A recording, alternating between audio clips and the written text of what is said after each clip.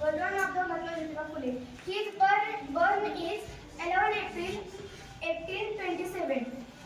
His first surname is Gore, but his father business is flowers, and therefore people call him Phule.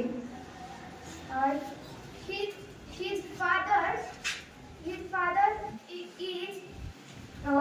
his father is his father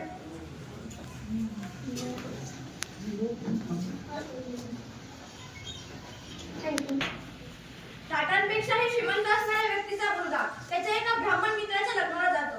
तेथे वळात चालत असताना एक ब्राह्मण व्यक्ती त्या मुलाला खाली पाडतो, धक्का देतो आणि अपमान करून त्याला वळातून बाहेर काढतो.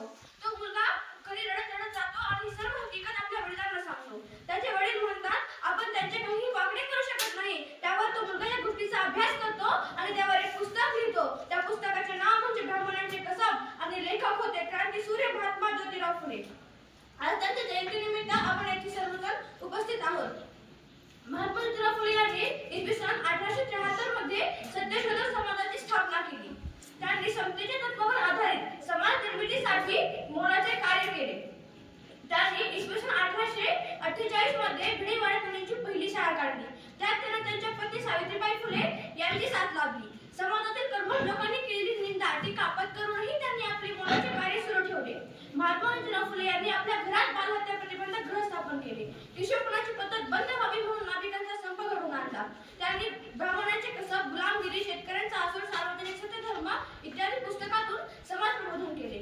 असे हे महाराष्ट्राचे थोर समाज सुधारक व समाज प्रबोधनकार छत्रपती शिवराय यांच्यावर पहिल्यांदा पोवाडा गाणारे व पहिल्यांदा शिवसमाधी शोधणारे महात्मा ज्योतिराव फुले म्हणायचे की बाल काटना नाई का धर्म नहीं धंधा है. बाल काटना नाई का धर्म नहीं धंधा है.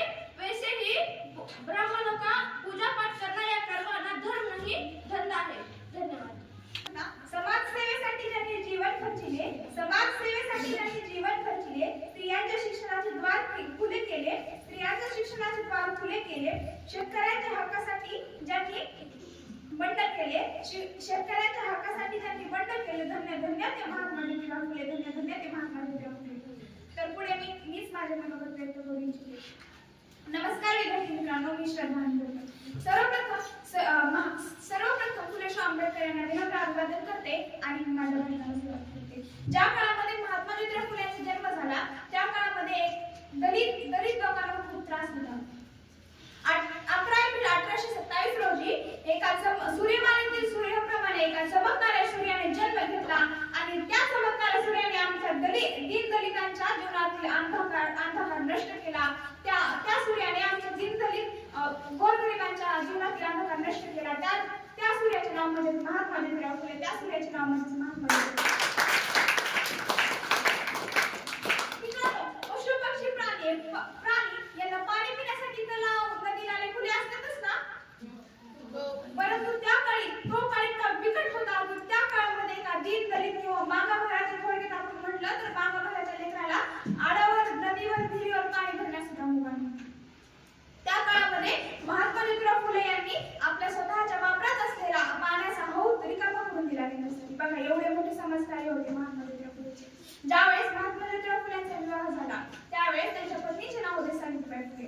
जेव्हा महात्मा फुलेंचा विवाह झाला तेव्हा महात्मा फुले हे अवघे 13 वर्षाचे व सावित्रीबाई फुले हे अवघ्या 9 वर्षाचे होते.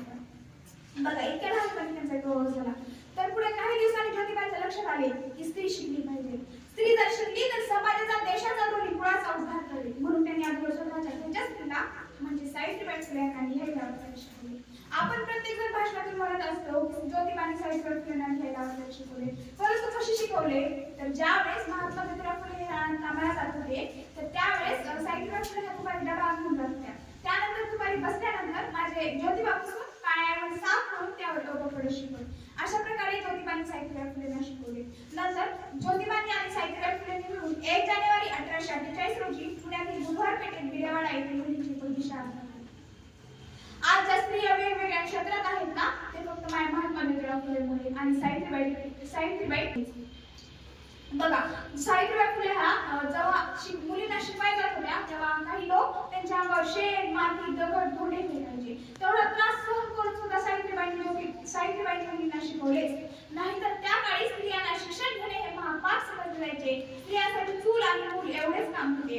आणि नंतर काही दिवसांनी ज्योतिबाच्या लक्षात आले, विद्येविना मती गेली, मतीविना नीती गेली, नीतीविना वित्त गेले, वित्ताविना शूद्र खचले, इतके अनर्थ एका आडवीने केले. आता इथून पुढे जर असा अनर्थ होऊ द्यायचा नसला तर शूद्र देखील शिकले पाहिजेत. म्हणून त्यांनी 15 मे 1848 रोजी शूद्रांसाठी देखील शाळा काढली. म्हणून म्हणायचे वाटते, स्त्री शिक्षणाचे आणि शूद्र शिक्षणाचे तुम्ही रोपटे लावले, त्याचेच आज भव्य वृंदावन झाले. फळाफुलांनी ते सर्व बहरले आणि त्याच फळाफुलातला आवाज निघतो, महात्मा ज्योतिराव फुले, महात्मा ज्योतिराव फुले. एवढे बोलून मी माझी भाषण संपवते. पुढे मी काही सरांना विनंती करते की त्यांनी आम्हाला मार्गदर्शन करावे. उद्धार केला असे महामानव महात्मा ज्योतिराव फुले यांच्या प्रतिमेस अभिवादन करून माझ्या 2 शब्दात मी सुरुवात करतो. महात्मा ज्योतिराव फुले छत्रपती शिवाजी महाराजांची समाधी शोधून काढणारे आणि जनमानसात शिवजयंतीचे जनक म्हणून ओळखले जाणारे महात्मा ज्योतिराव फुले यांना ओळखलं जातं. आणि महात्मा ज्योतिराव फुले हे एक सामाजिक चळवळीतील एक व्यक्तिमत्व होते. आणि स्त्री शिक्षणासाठी त्यांनी मोठे परिश्रम घेतले आणि काही विद्यार्थ्यांनी आपले जाता मनोगत व्यक्त करत असताना चांगल्या पद्धतीनं मनोगत व्यक्त केले. आणि मला जी बोलण्याची संधी रोकडे सरांनी दिली त्याबद्दल त्यांचे मी आभार मानतो. आणि माझे 2 शब्द बोलण्याची